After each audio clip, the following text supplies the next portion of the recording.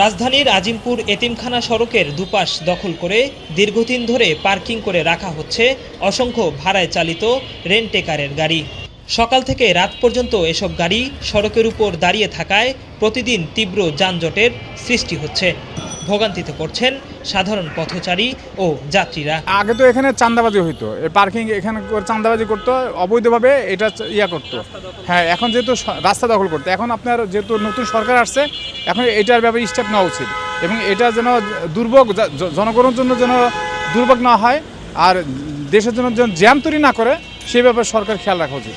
রূপায়ণ lake castle, welcome to the land of piece. আমি মনে করি এখান থেকে সরায়ে অন্য জায়গায় নেওয়া উচিত এবং এটা প্রশাসনের এই ব্যাপারে স্টেপ নেওয়া উচিত, এটা দৃষ্টি দেওয়া উচিত আমি মনে করি। এই পার্কিংয়ের জন্য মানুষের ভোগান্তি হচ্ছে এবং যানজট দিন দিন শুধু বাড়তেছে। স্বাভাবিক গাড়ি চলতে সমস্যা, দুই পাশে বন্ধ করে রাখে, এটা উঠাই দিতে পারলেই ভালো হয়। স্থানীয়দের অভিযোগ, প্রায় এক যুগ ধরে প্রধান সড়ক দখল করে গড়ে উঠেছে এই অবৈধ পার্কিং ব্যবস্থা, অথচ এটি বন্ধে আইনশৃঙ্খলা বাহিনীর তেমন কোনো কার্যকর উদ্যোগ দেখা যায় না।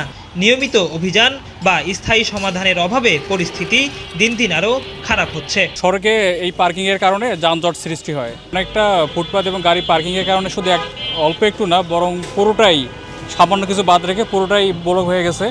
তবে আমার মনে হয় যদি পার্কিং ব্যবস্থাটা অন্য কোনো একটা জায়গায় হয় তাহলে হয়তো বা ভালো হবে। ডিএমপির পক্ষ থেকে অবৈধ পার্কিংয়ের বিরুদ্ধে ভিডিও মামলার কথা বলা হলেও বাস্তবে ট্রাফিক পুলিশের তৎপরতা চোখে পড়ে না বলে অভিযোগ রয়েছে।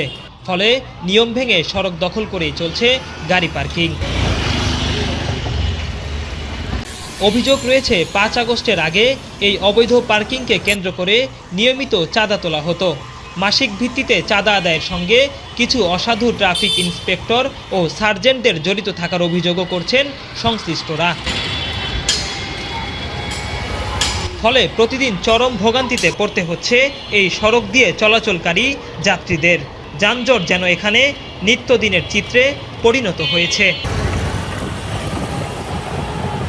এ বিষয়ে জানতে ট্রাফিক লালবাগ বিভাগের ডিসি মফিজুল ইসলাম মিঠুর সঙ্গে যোগাযোগ করা হলে তিনি জানান বিষয়টি তার জানা নেই, তবে খোঁজ নিয়ে প্রয়োজনীয় ব্যবস্থা নেওয়ার আশ্বাস দেন এই কর্মকর্তা। আমরা অবৈধ যেগুলো আছে সবগুলোর বিরুদ্ধে আসলে ব্যবস্থা নিচ্ছি। হ্যাঁ, এইটা মানে আমার নলেজে ওইভাবে নাই যে একেবারে স্ট্যান্ড করে আছে কোথাও। আমি তো সারাক্ষণই যাইতে থাকি, বাট এটা থাকলে আপনি একটু পাঠান, ব্যবস্থা করতেছি আমরা।